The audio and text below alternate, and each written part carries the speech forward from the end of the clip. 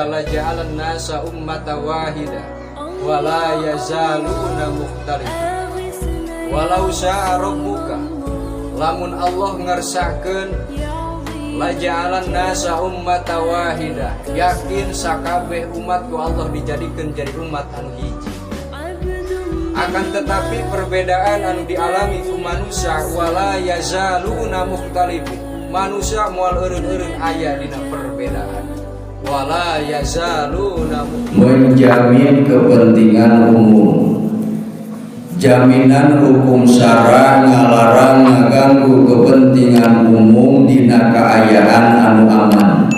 Contoh seperti ngaganggu karena kelestarian cai teh herang baheula di Cikolebuk teh ayeuna mah saminggu ge saat lantaran ngaganggu diganggu popohonan anu aya di leuweungna sehingga cai tercemar atawa rusakna cai ku pedah loba pabrik akhirna cai jadi kotor.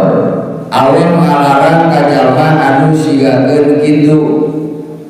Contoh deui ketertiban lalu lintas, ngahalangan di tengah jalan batur keur naon keur marawat mobil urang sasarean di tengah jalan.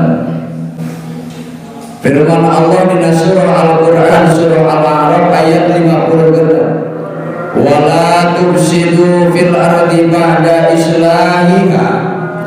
Saur Allah la tufsidu ulah ngaruksak aranjeun kabeh fil ardi di muka bumi ba'da islahiha setelah Allah memperbaikinya. Peraturan-peraturan ieu teh dilindungi ku hukum syara sehingga kesimpulanana ka jalma anu mentaati maka Allah bakal dibere garansi pikeun asup kana surga. Tapi lamun sabalikna jalma ngalanggar kana aturan anu dibere ku Allah bakal diasupkeun kana neraka.